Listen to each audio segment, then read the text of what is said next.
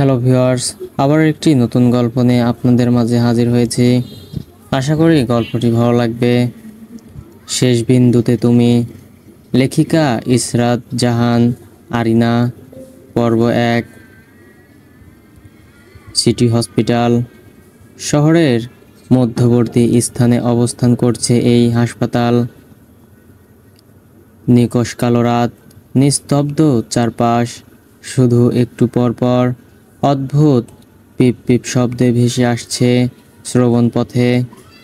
নাকে আসছে ফিনাইল আর হেক্সোসেলের গন্ধ। শুভ্র বিছানায় নিথর হয়ে পড়ে আছে এক রমণী।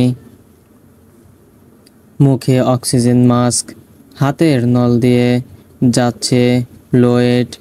পিট পিট করে চোখ খোলার চেষ্টা করছে মেয়েটা, কিন্তু তীব্র আলো তার অক্ষিযুগলে ভীষণ যন্ত্রণা দিচ্ছে। অনেকটা সময় চেষ্টার পর সামান্য চোখ খুলতে পারলেও সামনের সব কিছু এলোমেলো ঝাপসা। মাথা ভন ভন করে ঘুরছে। হাত তুলতে চাইলে অনুভব করলো ভীষণ কাঁপছে। ডান হাত তুলে কোনো মতে মুখে থেকে মাস্ক খুলে জোরে জোরে নিঃশ্বাস ফেলে চলেছে সে। হাত দিয়ে চোখ কষলে সামনের দিকে তাকাতে কিছু জিনিস নজরে এলো। সামনে একটা সোফায় কেউ একজন ঘুমাচ্ছে।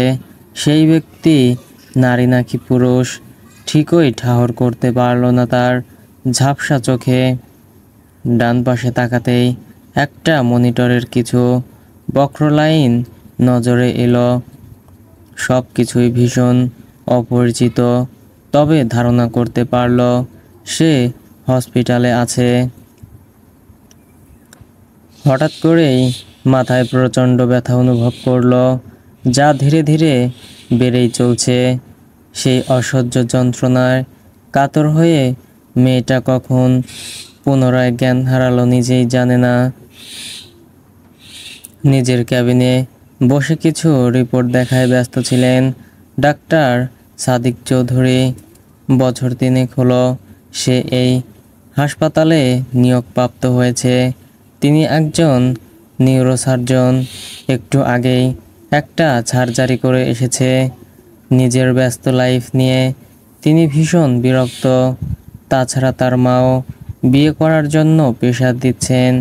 এই ব্যস্ত লাইফে অন্য কাউকে সময় দেবে কি করে? হঠাৎ কেউ তীব্র শব্দে দরজায় কড়া নাড়ে। সাদিক খানিকটা বিরক্ত নিয়ে ভেতরে আসতে বলে। একজন নার্স হন্তদন্ত হয়ে ভেতরে প্রবেশ করলেন। উদ্বিগ্ন নার্সের হাঁপানো দেখে সাদিক খানিকটা চিন্তিত হয়ে বলল, এনি প্রবলেম নার্স? নার্স দ্রুত নিঃশ্বাস ফেলে বলল, ডক্টর, 305 নম্বর পেশেন্টের জ্ঞান ফিরেছে। সাদিক খানিকটা অবাক হয়ে দ্রুত চেয়ার ছেড়ে ছুটে গেল। বেডে সেই রমণী বালিশে হেলান দিয়ে বসে আছে, চোখে মুখে উদ্বিগ্নতা। সাদিক মিষ্টি হেসে বলল, কেমন ফিল করছেন মিস? রমণী চোখ তুলে তাকায় সাদিককে দেখে, খানিকটা চিন্তিত হয়ে প্রশ্ন করে, আমি এখানে কেন? কি হয়েছে আমার? আপনার অ্যাক্সিডেন্ট হয়েছিল। মেয়েটা কপাল কুঁচকে ভাবনায় হারিয়ে গেল। গভীর সেই চিন্তা। হঠাৎ মেয়েটি অদ্ভুত একটি প্রশ্ন করল, আমি কে? আমার নাম কি? আমি কিছুই মনে করতে পারছি না কেন? ডক্টর সাদিক খানিকটা চিন্তিত হয়ে এগিয়ে আসলেন। মেয়েটিকে খানিকটা পর্যবেক্ষণ করে বললেন, আপনি কি কিছুই মনে করতে পারছেন না? মেয়েটি অস্থির হতে শুরু করলো। ঘন ঘন নিঃশ্বাস ফেলে বলল, আমি কিছুই মনে করতে পারছি না ডক্টর, কিছুই না। সাদিক খানিকটা আশ্বস্ত করে বললেন, আপনি হাইপার হবেন না, সব ঠিক হয়ে যাবে। মেয়েটা যেন কিছুতেই নিজের পরিস্থিতি সামাল দিতে পারছে না। ঠিক তখনই কেবিনে প্রবেশ করে একজন যুবক।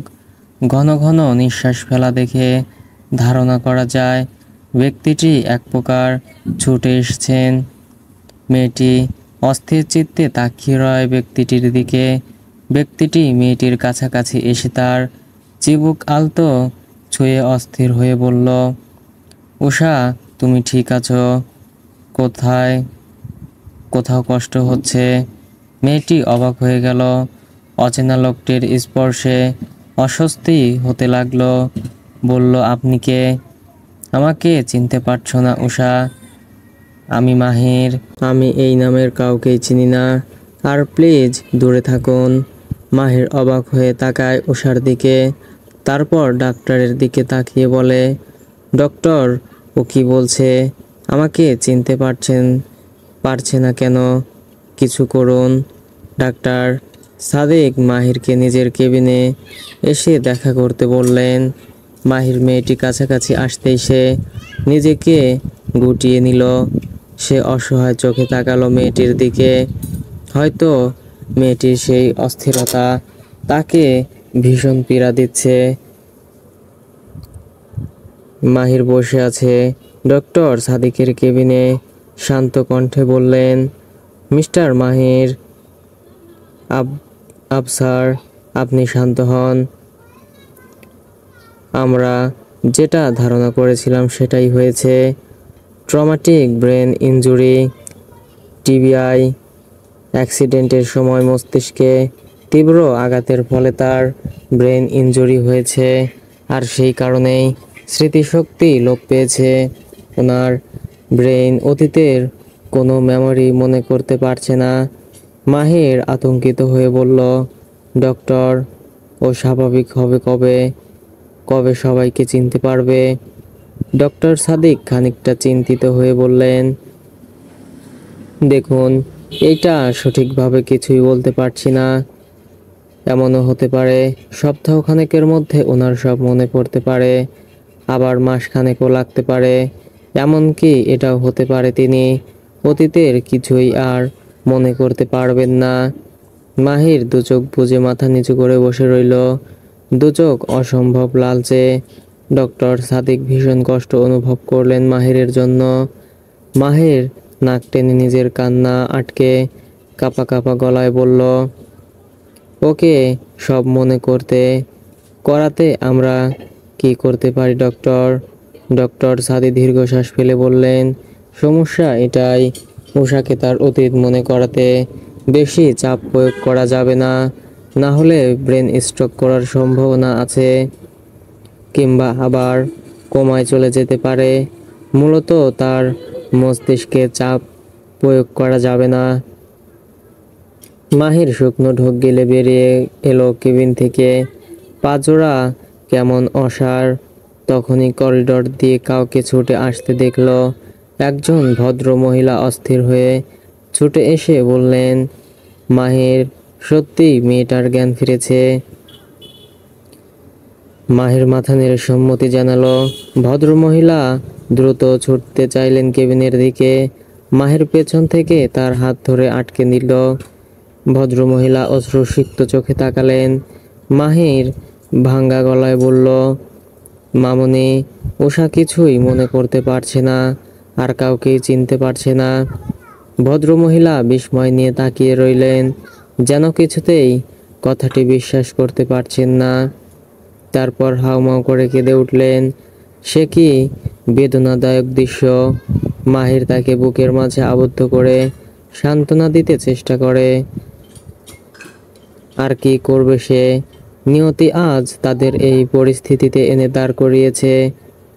মেয়েটি বেডে বসে গভীর চিন্তায় মগ্ন। মস্তিষ্কে চলছে নানান যুদ্ধ।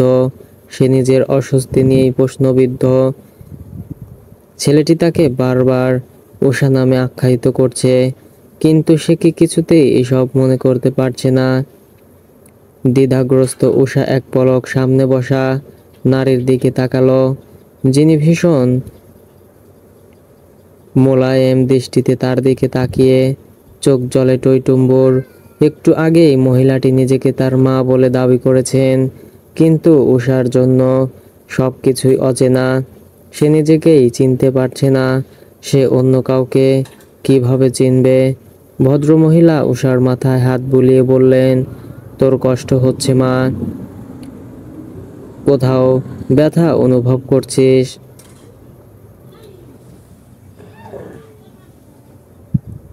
উষার জানা নেই এই ব্যক্তিটি তার মা কিনা, তবে তার এই আদরে ভালোবাসা আর উদ্বিগ্নতা উষার হৃদয় স্পর্শ করল।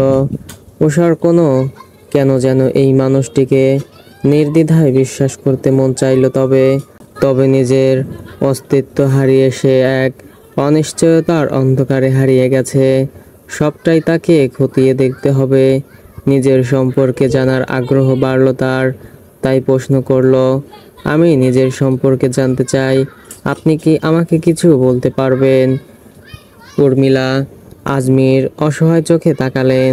সেই অসহায়ত্ব হয়তো উষার মন অনুধাবন করতে পেরেছে, তাই আবার বলল, আমি কি কিছু ভুল বলেছি? উর্মিলা আজমির দীর্ঘশ্বাস ফেলে বললেন, তুই আমাকে তুমি বলে সম্বোধন করলি। উষা এক দৃষ্টিতে তাকিয়ে উর্মিলা বলতে শুরু করলেন, তোর পুরো নাম উষা আজমির। তোর বাবা আর আমার একমাত্র সন্তান তুই। তোর বাবা নাজিম আজমির, তার চোখের মনি ছিলি তুই। ছোট থেকেই তোকে পুতুল বলে ডাকতেন তিনি। মেয়েকে তিনি মাথায় তুলে রাখতেন। সে কি আধিক্যতা তার! আমি খুব রাগ দেখাতাম। দুই বাপ মেয়ে মিলে আমাকে সারাক্ষণ জ্বালাতি তোরা। বলেই উর্মিলা আজমির আবেগে প্রবল হয়ে উঠলেন। উষা মনোযোগী শ্রোতার ন্যায় সবটাই শুনছিল। হঠাৎ প্রশ্ন করলো, উনি কোথায়? আসেননি কেন? উর্মিলা অসহায় দৃষ্টিতে তাকিয়ে কাঁপা কাঁপা গলায় বললেন, তোর বাবা বেঁচে নেই উষা। 2 বছর আগেই তিনি রোড অ্যাক্সিডেন্টে মারা গেছেন। বলেই তিনি ফুঁপিয়ে কেঁদে ওঠে। উষা অবাক হয়ে তাকিয়ে রইল। মনের কোণে সামান্য ব্যথা অনুভব করতে লাগলো। তবে কি এটা রক্তের টান? উর্মিলা আজমির পুনরায় বললেন, তোর বাবার মৃত্যুতে তুই ভীষণ ভেঙে পড়েছিলি। অনেক কষ্টে তোকে সামলে নিয়েছিলাম। তারপর থেকে আমরা মা মেয়ে দুজনের দুনিয়া। যেদিন তোর অ্যাক্সিডেন্ট হলো আমি ভীষণ ভয় পেয়ে গিয়েছিলাম, কারণ তুই ছাড়া যে আমার আর কেউ নেই। তোকে ঘিরেই আমার ছোট্ট পৃথিবী। বলেই তিনি অশ্রুসিক্ত নয়নে উষার কপালে চুমু খেলেন। উষা যেন এই আদরটুকু মন থেকে অনুভব করতে পারল। উষা প্রশ্ন করল, আমার অ্যাক্সিডেন্ট কবে হয়েছে? উর্মিলা আজমির নিজেকে শান্ত করে বললেন, তোর অ্যাক্সিডেন্ট হয়েছে 5 মাস আগে। এতদিন তুই কোমায় ছিলি। উষা অবাক হয়। এতদিন সে এই হসপিটালের বিছানায় পড়েছিল। উর্মিলা আজমির আবার বললেন, গুরুতর অবস্থায় তোকে হসপিটালে আনা হয়েছে। মাথায় খুব বাজেভাবে আঘাত পেয়েছিস তুই। তখনই তোর সার্জারি করা হয়। আর 24 ঘন্টার মধ্যে তুই কোমায় চলে গেলি। ডাক্তার তোর সুস্থ হওয়ার আশা একদম ছেড়ে দিতেই বলেছিলেন। মা হয়ে সন্তানের এই করুণ অবস্থা কি সহ্য করেছি তা একমাত্র আমি জানি। আমি দিনরাত জায়নামাজে বসে আল্লাহর কাছে তোর সুস্থতা কামনা করে গেছি, আর আল্লাহ আমাকে নিরাশ করেননি।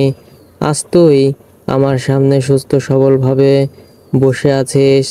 বলেই তিনি আরো 2 ফোঁটা অশ্রু ঝরালেন। উষার একবার ইচ্ছে হলো তার অশ্রু মুছে দিতে, কিন্তু ইতস্তত বোধ থেকে আর সেটা করতে পারেননি, কারণ সবকিছুই তার জন্য অচেনা অজানা। তাদের কথার মাঝেই মাহির নামক ব্যক্তিটি এসে বলল, মামনি, তুমি সকাল থেকে কিছুই খাওনি। এইবার একটু কিছু মুখে দাও, না হলে অসুস্থ হয়ে পড়বে। উর্মিলা আজমির মৃদু হেসে বললেন, আমার মেয়ে সুস্থ সবলভাবে আমার সামনে বসে আছে। এইবার আর কোনো অসুখ আমাকে ছুঁয়ে দিতে পারবে না। না খেলে তোমাকে তোমার মেয়ের পাশের সিটে ভর্তি করাতে হবে। তাই বেশি কথা না বলে খেয়ে নাও। তারপর মাহির উষার দিকে তাকালো। দৃষ্টিতে ছিল কোমলতা। ইতস্তত করে বলল, উষা, এই স্যুপটুকু তোমার জন্য। খেতে পারবে? নাকি আমি খাইয়ে দিব? উষা অনেকটা ইতস্তত বোধ করে বলল, আমি পারবো। মাহির শান্ত দৃষ্টিতে তাকিয়ে মৃদু হেসে বেরিয়ে গেল। সামনের করিডোরে দাঁড়িয়ে ফোন বের করে কাউকে কল করতে ব্যস্ত হয়ে পড়ল। উষা সেদিকে দৃষ্টি রেখেই কৌতূহলী হয়ে প্রশ্ন করল, উনিকে? উর্মিলা আজমির একবার দৃষ্টি ফেললেন মাহিরের দিকে, তারপর উষার দিকে অসহায় চোখে তাকিয়ে কম্পিত কণ্ঠে বললেন, মাহির আফসার, তোর হাজব্যান্ড। কথাটি যেন বজ্রপাতের ন্যায় কানে বাড়ি খেল। উষা বিস্ময় নিয়ে তাকালো মায়ের দিকে। সে বিবাহিত, এই মানুষটি তার হাজব্যান্ড। উষার চিন্তারা দিশেহারা হতে শুরু করলো। ব্রেন চাপ প্রয়োগ করেও কিছু মনে করতে পারল না। আজ হাসপাতাল থেকে ডিসচার্জ পেয়েছে উষা। দীর্ঘদিন হাসপাতালের বিছানায় পড়ে থাকার দরুন অনেক নার্স আর ডাক্তারদের তার প্রতি সফট কর্নার তৈরি হয়েছে। এত অল্প বয়সী একটি মেয়ের সাথে ঘটে যাওয়া ঘটনায় সবাই মর্মাহত। একজন বয়স্ক নার্স এসে উষার মাথায় হাত বুলিয়ে বললেন, বেঁচে থাকো মা, সুখী হও। যেই অবস্থায় এই হসপিটালে এসেছিলে সবাই ভেবেছিল হয়তো তুমি কোনোদিন সুস্থ হতে পারবে না, তবে আল্লাহর অশেষ রহমতে আর তোমার আপনজনদের সেবায় তুমি সুস্থ হয়ে উঠেছ। উষা মৃদু হেসে আর চোখে মাহির নামক ব্যক্তিটির দিকে তাকালো। মাহির তার দিকেই তাকিয়েছিল। দৃষ্টি মিলিত হতেই উষা চোখ নামিয়ে ফেলে। সম্পূর্ণ অপরিচিত মানুষটিকে সবচাইতে আপন ভাবতে অস্বস্তি হচ্ছে তার।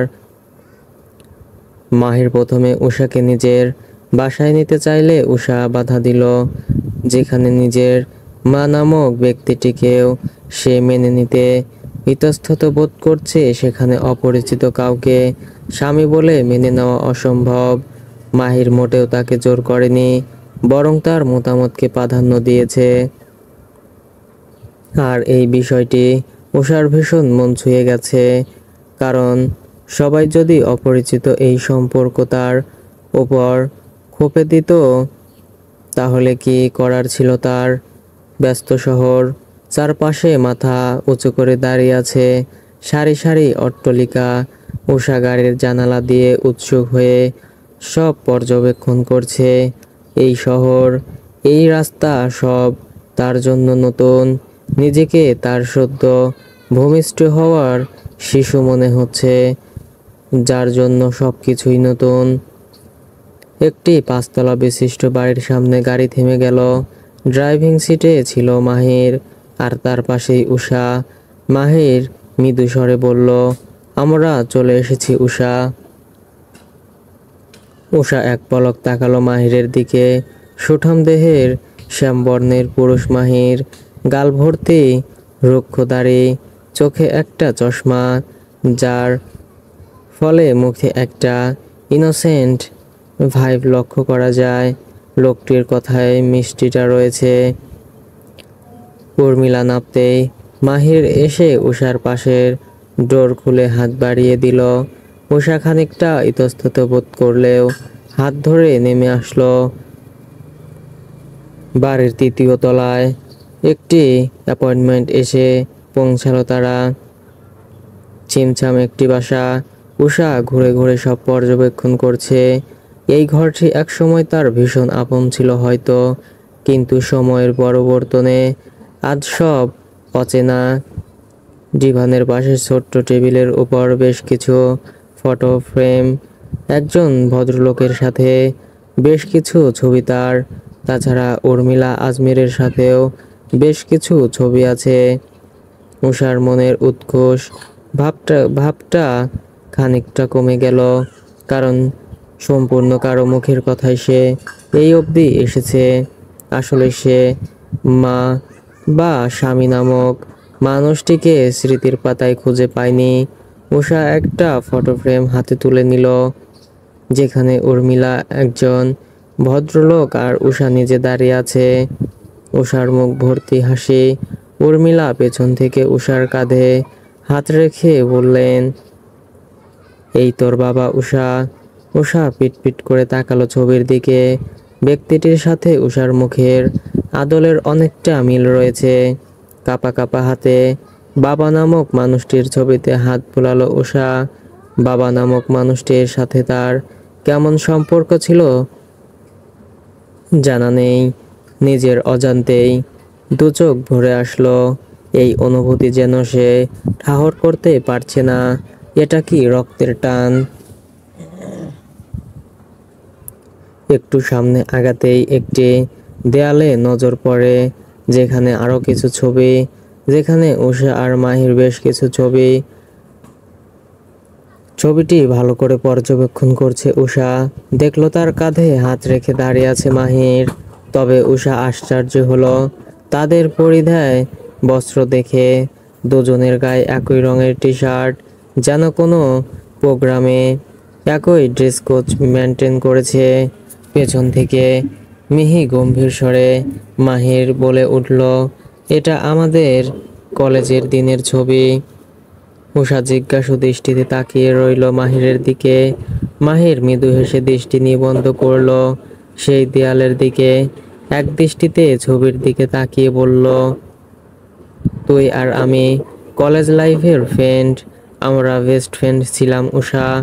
উষা অবাক হলো। এই মানুষটিকে সে বহু আগে থেকেই চিনতো। মাহির শীতল দৃষ্টি ফেলে উষার দিকে।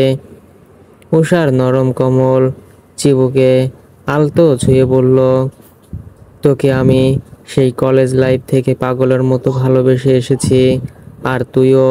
অথচ আজ সেই বন্ধুত্ব, ভালোবাসা সব ভুলে বসে আছিস তুই।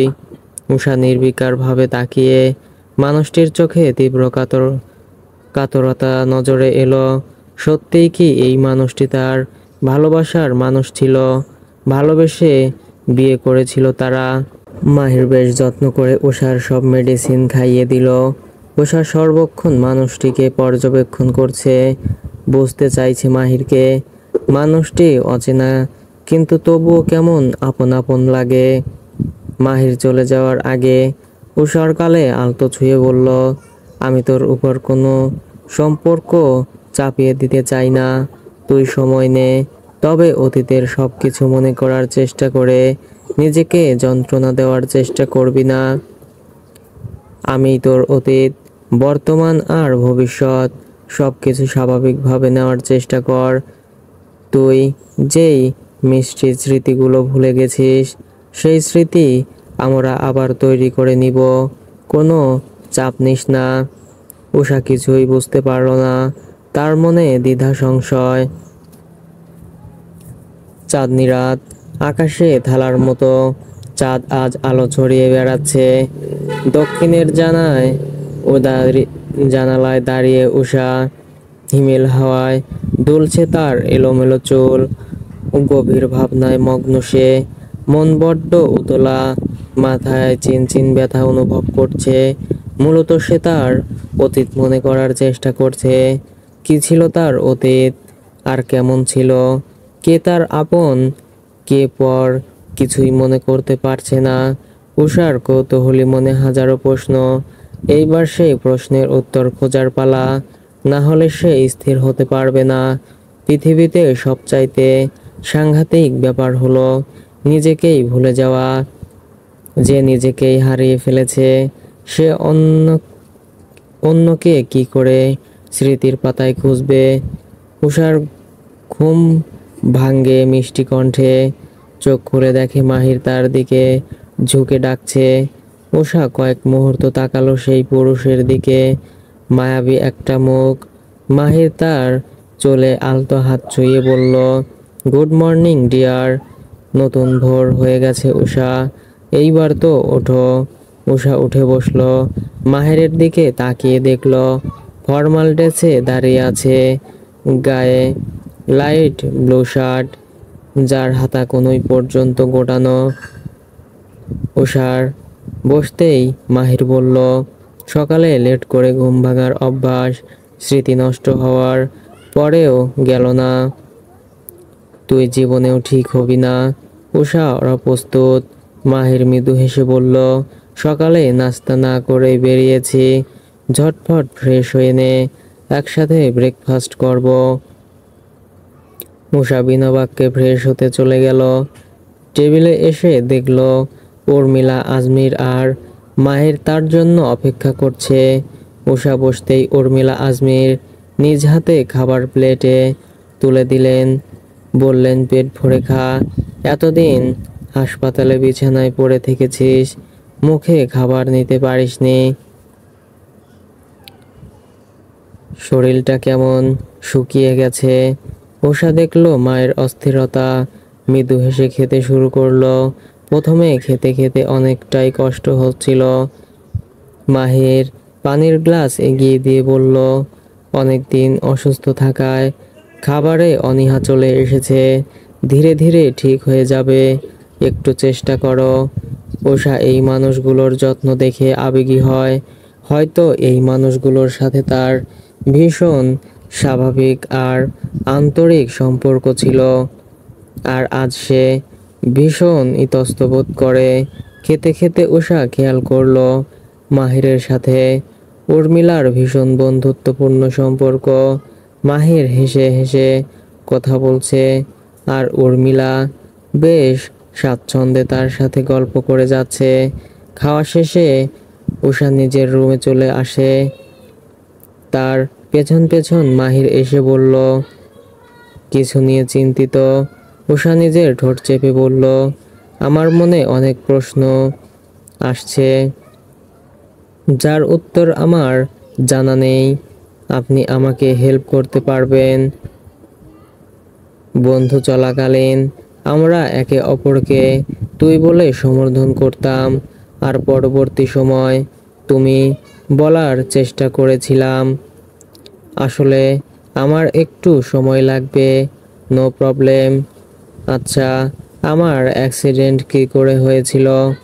মাহির স্থির দৃষ্টিতে তাকায় উষার দিকে, চিন্তিত হয়ে বলে, এসব নিয়ে ভাবার প্রয়োজন নেই, মাথায় প্রেশার পড়বে। আমি জানতে চাই। মাহির দীর্ঘশ্বাস ফেলে বলল, একটা ট্রাকে ধাক্কা লেগে অ্যাক্সিডেন্ট হয়, বাজেভাবে গাড়ি উল্টে যায়, তুমি ভীষণ আহত হয়ে রাস্তার মাঝে পড়েছিলে। স্থানীয়রা তোমাকে হাসপাতালে ভর্তি করে, পরে আমরা খবর পেয়ে ছুটে যাই। তারপর তোমার সার্জারি আর কোমায় চলে যাওয়া, সেসব একটা বীভৎস সময় আমাদের জন্য।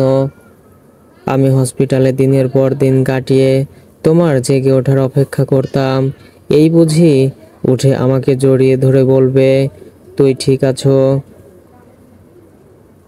বহু প্রতীক্ষার পর তুমি উঠলে, কিন্তু দুঃখের বিষয় আমাকে ভুলে গেলে। কথাগুলো বলতে বলতে মাহিরের গলা কেঁপে উঠল, চোখ ভরে আসলো। উষা অবাক হয়ে দেখছে মাহিরকে, কতটা উদ্বিগ্ন হয়ে এই মানুষটি তার জন্য অপেক্ষা করেছে। মাহির উষার কাছাকাছি এসে চিবুকে আলতো ছুঁয়ে বলল, আমার ভালোবাসা কেন ভুলে গেলে উষা? আমি যে তোমাকে প্রতিনিয়ত বড্ড মিস করি। উষা বিস্ময় নিয়ে তাকিয়ে কি বলবে বুঝতে পারলো না। কয়েক কদম দূরে সরে দাঁড়ালো। মাহির নিজেকে সামলে বলল, আমাকে যেতে হবে, অফিসে মিটিং আছে, অফিস শেষে আসবো। তুমি প্রপারলি রেস্ট নাও, আর আগে কি হয়েছে সেসব নিয়ে ভাবতে হবে না। আমি আছি তোমাকে সব মনে করিয়ে দেওয়ার জন্য, তুমি শুধু আমার পাশে থেকো। মাহির চলে গেলে উষা দীর্ঘশ্বাস ফেলে। অদ্ভুত, কেমন অদ্ভুত অনুভূতি হচ্ছে তার। এই অনুভূতি ঠিক বুঝতে পারছে না, তবে ভীষণ অস্থির লাগছে তার। সময় কাটছে নিজস্ব গতিতে। উষা আগের তুলনায় অনেকটা সুস্থ, তবে সে কিছুতেই অতীতের কোনো ঘটনা মনে করতে অক্ষম। উর্মিলা আজমিরের স্নেহময় আদর ভালোবাসায় উষার মনে তাকে নিয়ে কোনো সংশয় নেই। অপরিচিত কেউ নিশ্চয়ই তার প্রতি এত যত্নশীল হবে না। প্রতিদিন মজার মজার খাবার রান্না করেন তিনি, তার মুখেই শুনেছে এসব নাকি উষার প্রিয় খাবার ছিল। নিঃসন্দেহে তার হাতের খাবার ভীষণ মজাদার। আর মাহির এই মানুষটিকে নিয়ে যত অস্বস্তি তার। মানুষটি এমন একটি সম্পর্কের দাবি করছে যেটা সবচাইতে গভীর আর বিশ্বস্ততার। মাহিরের ভালোবাসা উষা আজকাল অনুভব করতে পারে। এই তো সেদিন উষা সামান্য মাথায় ব্যথা অনুভব করছিল। সেই কথা শুনে অফিসের মিটিং ফেলে ছুটে চলে এসেছিল। এসেই কি আদুরে স্বরে তাকে বলল, ঠিক আছো জান? বেশি খারাপ লাগছে, চলো ডাক্তারের কাছে যাব। আদরে ডাকে উষা লজ্জিত হয়ে বলে, না, ডাক্তারের কাছে যাবার প্রয়োজন নেই, সামান্য পেইন ছিল, এখন ঠিক আছে। তবুও সে মানতে নারাজ। ধরে বেঁধে নিয়ে গেল ডাক্তারের কাছে। আবার একদিন হওয়ার বেগে এসে বলল, সারাদিন বাসায় বসে থাকলে উদ্ভট চিন্তা ভাবনায় মাথায় ঝড় পাকিয়ে যাবে। ঝটপট তৈরি হয়ে নাও, বাহিরে ঘুরে আসলে ভালো লাগবে। উষা উৎখুস করলেও মাহিরের মিষ্টি হাসি দেখে মানা করতে পারল না। এই মানুষটিকে সেও বুঝতে চায়। দুজন সেদিন শহরের নানা জায়গায় ঘুরে বেড়ায়। প্রায় সন্ধ্যার দিকে মাহির তাকে নিয়ে পৌঁছায় একটি বাড়ির সামনে।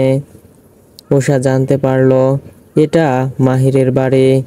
মাহির বলে, এটা আমাদের বাড়ি উষা। এইখানে কাটানো সব স্মৃতি মুছে গেলেও তোমার অস্বস্তি হারিয়ে যায়নি।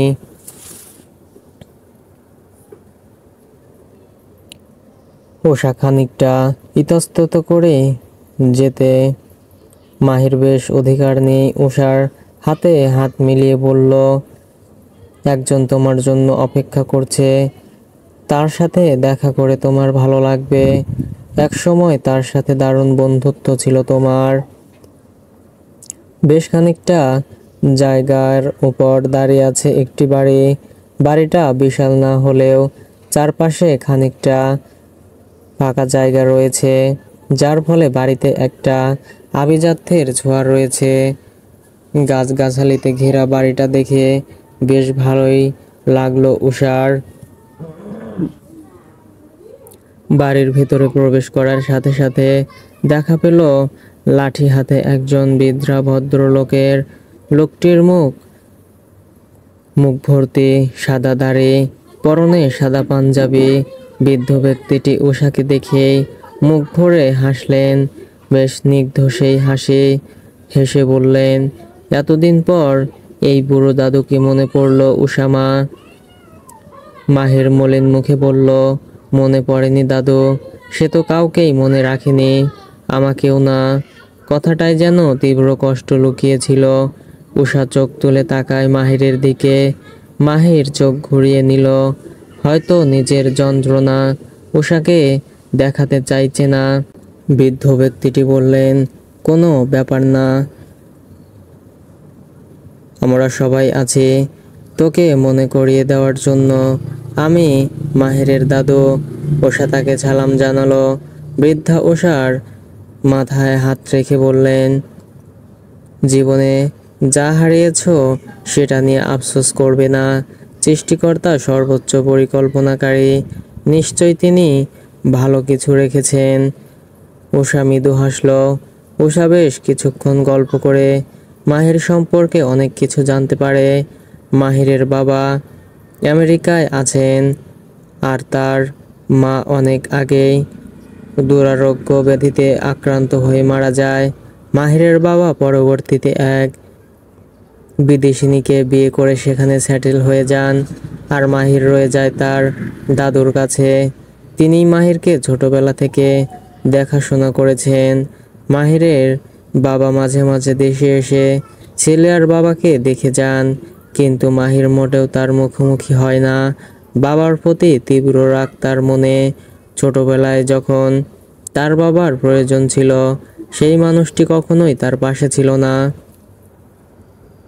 মাহিরের সম্পর্কে জেনে উষার মনে মাহিরের জন্য খানিকটা খারাপ লাগা কাজ করে। সত্যিই বাবা থেকেও না থাকা দুর্ভাগ্যের। তাদের গল্পের মাঝেই মাহির আসলো। উষা এক নজর তাকালো মাহিরের দিকে। চশমা পরা ছেলেটার মুখে ভীষণ মায়া। কেমন করে কোনো বাবা এমন একটি সন্তানকে দূরে ঠেলে দিতে পারে? মাহির একদম উষার কাছে ঘেঁষে বসলো। উষা দাদুর সামনে খানিকটা লজ্জা পেল। মাহির মৃদু হেসে বলল, লজ্জা পাচ্ছ নাকি? দাদু আমার ভীষণ ওপেন মাইন্ডেড। আমাদের বিয়ে দেওয়ার প্ল্যান কিন্তু দাদুর মাথায় প্রথম এসেছিল। উষা মৃদু হাসল। দাদু বললেন, আমার কি দোষ? তোরা সারাক্ষণ যেমন আঠার মতো চিপকে থেকে ঝগড়া করতে। আমি ভেবেছিলাম কিছু তো চলেছে। উষা প্রস্তুত হলো। মাহির বুঝতে পেরে উষার হাত ধরে উঠিয়ে বলল, চলো বাড়িটা ঘুরে দেখবে। উষা সম্মতি জানালো। বৃদ্ধা ব্যক্তিটি তাদের দুজনের দিকে তাকিয়ে রইলেন অপলক। কপালে আছে খানিকটা চিন্তার ভাঁজ। উষা কি কখনোই অতীত মনে করতে পারবে না? মাহির যে বড্ড অধৈর্য আর একরোখা। ছেলেটা কোনো ভুল না করে বসে। মাহির সারা বাড়ি ঘুরিয়ে দেখাচ্ছে। মাহিরের মুখে মুখে তৃপ্তির হাসি, যেন সে বাড়ি না নিজেকে মেলে ধরেছে উষার কাছে। একটা রুমে প্রবেশ করে মাহির বলল, এটা আমাদের রুম। উষার অদ্ভুত অনুভূতি হয়, এসব তার আপন, কিন্তু তবুও অচেনা। ভেতরে ঢুকে দেখলো বেশ ছিমছাম একটা রুম। প্রয়োজনীয় সকল আসবাবপত্র রয়েছে। সামনে খোলা বারান্দায় সূর্যের আলোয় বেশ আলোকিত। একটি দেয়ালে চোখ পড়তেই দেখতে পেল তার আর মাহিরের বেশ কিছু ছবি। সবগুলো ছবিতেই তারা খুনসুটিতে মেতে আছে। উষা গভীরভাবে পর্যবেক্ষণ করছিল ছবিগুলো। হঠাৎ অনুভব করলো তার ঘরে উষ্ণ নিঃশ্বাস আছড়ে পড়ছে। মাহির স্নিগ্ধ গলায় বলল, আমার জীবনে বন্ধুর ভীষণ অভাব ছিল। আমি কেন যেন সবার সাথে সহজে মিশতে পারতাম না। ছোট থেকেই একা কেটেছে আমার। আমার কখনো কোনো ভালো বন্ধু ছিল না। কলেজে যাবার পরেও আমি ভেবেছি সেখানেও আমার একাকিত্বে কাটবে, কিন্তু তুই এসে আমার সাথে বন্ধুত্বের হাত বাড়িয়ে দিলি। আমি অবাক হয়েছিলাম। আমার মতো চুপচাপ থাকা বোকা ছেলেটাকে কেন বন্ধু বানিয়েছিস? উষা অনুভব করলো মাহিরকে, তার যন্ত্রণাকে। বলল, আমি কি ভালো বন্ধু হতে পেরেছিলাম? তুই আমার জীবনের সেরা ব্যক্তিতে পরিণত হয়েছিস, যাকে পাশে পেয়ে আমি নতুন করে বাঁচতে শিখেছি। উষা তখনও তাকিয়ে আছে সেই ছবিগুলোর দিকে। ছবিতে তাদের দুজনের চোখেই দারুণ উৎফুল্লতা। উষা অনুভব করতে পারলো মাহিরের সাথে তার ভীষণ সহজ আর আন্তরিকতার সম্পর্ক ছিল। হঠাৎ উষার কানে আসলো মাহিরের নেশাক্ত স্বরে বলা কিছু কথা। আই মিস ইউ উষা। ভীষণ মিস করছি আমার সেই দুরন্ত প্রাণোচ্ছল্ল উষাকে, যে সারাক্ষণ আমাকে জ্বালিয়ে মারতো, বকবক করে আমার মাথা খেয়ে ফেলতো। বলেই মাহির পেছন থেকে উষাকে জড়িয়ে ধরে। উষার শরীরে কম্পন শুরু হয়। এই স্পর্শ যে বড্ড নতুন তার জন্য। অতীতে হয়তো গভীর সম্পর্ক ছিল মানুষটির সাথে, কিন্তু সেসব অনুভূতি তার স্মৃতিতে নেই। সব কিছুই নতুন। মাহির উষার উন্মুক্ত গলায় মুখ ডুবিয়ে বলল, ভালোবাসি উষা, তোকে ভীষণ ভালোবাসি। সেই কলেজ লাইফ থেকে তোর প্রেমে মাতোয়ারা আমি। তোর হাসি, তোর সব কিছুই আমাকে অনুভূতির তাণ্ডবে মেরে ফেলে। তোকে পাবার জন্য যদি দুনিয়া ধ্বংস করে দিতে হতো, আমি সেটাই করতাম। অথচ আজ তুই আমাকে চিনতেই পারছিস না, না আমাদের বন্ধুত্ব মনে রেখেছিস, আর না ভালোবাসা। বলেই আলতো চুমু খেলো মাহির। উষা আবেশে চোখ বুজে নিল। নিজেকে অসার অসার লাগছে। মাহির উষাকে ঘুরিয়ে নিজের মুখোমুখি দাঁড় করায়। উষা তাকিয়ে দেখে সামনের পুরুষটিকে, যার চোখে আছে কাতরতা, ভীষণ এলোমেলো এই পুরুষ, যার মাঝে এক অদ্ভুত অস্থিরতা লক্ষ্য করল। মাহির উষার চিবুকে আলতো ছুঁয়ে বলল, তুই সামনে থাকলে আমি বেসামাল হয়ে যাই উষা। তোকে একান্ত করে পাবার নেশা চড়ে বসে। আমি যে ভীষণ একাকিত্বের হারিয়ে যাচ্ছে, আমাকে একটু সামলে নে প্লিজ। উষা নিজেও একটা ঘুরে হারিয়ে গেল। মাহির দৃষ্টি ফেলে উষা গোলাপি ওষ্ঠে জোড়ায়। নিজেকে মাতাল মাতাল লাগে তার। চুম্বকের ন্যায় কাছে টানছে তাকে। মাহির খানিকটা ঝুঁকে পড়ল। উষা নিজেও আবেশে চোখ বুজে নিল। বুকে যেন ধুকপুক বেড়েই যাচ্ছে। মাহিরের গরম নিঃশ্বাস আছড়ে পড়ছে উষার ওষ্ঠে। নিস্তব্ধ এই ঘরে দুজনের নিঃশ্বাসের শব্দ বেড়ে চলছে। ঠিক যখন সেই নরম ওষ্ঠে ওষ্ঠ ছুঁয়ে যাবে, উষার ধ্যান ভাঙল। ছিটকে সরে গেল মাহিরের কাছ থেকে। কি করতে চাচ্ছিল সে? যেই মানুষটিকে ঠিক করে জানাই হলো না, তার সাথে ঘনিষ্ঠ কি করে হতে যাচ্ছিল। অদ্ভুত অস্থিরতা কাজ করছে উষার মধ্যে। মাহির দ্রুত কাছে এসে চিন্তিত হয়ে পড়ল। Relax Usha, I am sorry. আসলে এইভাবে আমার তোমার কাছাকাছি যাওয়া ঠিক হয়নি। তোমার জন্য আমি ভীষণ অচেনা কেউ। I can understand. আমার আরও বেশি যত্নশীল হওয়া উচিত ছিল। আমি সত্যিই সরি উষা। উষা অস্থির চিত্তে বলল, ইটস ওকে। আমি বাসায় ফিরে যেতে চাই প্লিজ। মাহির আর কোনো কথা বাড়ায়নি। তাকে বাসায় নামিয়ে দিয়ে আসে। যাওয়ার সময় বলল, উষা, আমি আমার ইমোশন কন্ট্রোল করতে পারিনি। প্রমিজ, আর কখনোই তোমাকে অস্বস্তিতে ফেলবো না। তোমার জন্য সারা জীবন অপেক্ষা করে যাব। শুধু একটাই অনুরোধ, দিন শেষে এই অধমের কাছে ফিরে এসো। উষা এক দৃষ্টিতে তাকিয়ে রয় মাহিরের যাওয়ার দিকে। মাহিরের চোখে মুখে অপরাধবোধ ফুটে উঠেছে। বুক থেকে দীর্ঘশ্বাস বেরিয়ে আসে উষার। যেই মানুষটি তার মস্তিষ্কের কোথাও নেই, তাকে হৃদয়ে জায়গা করে দিবে কি করে? শরীর যতই টানুক না কেন, আগে মনের টান উপলব্ধি করতে হয়। তবেই না পুরুষের স্পর্শ সঙ্গীয় অনুভূতি ছুঁয়ে দেয়।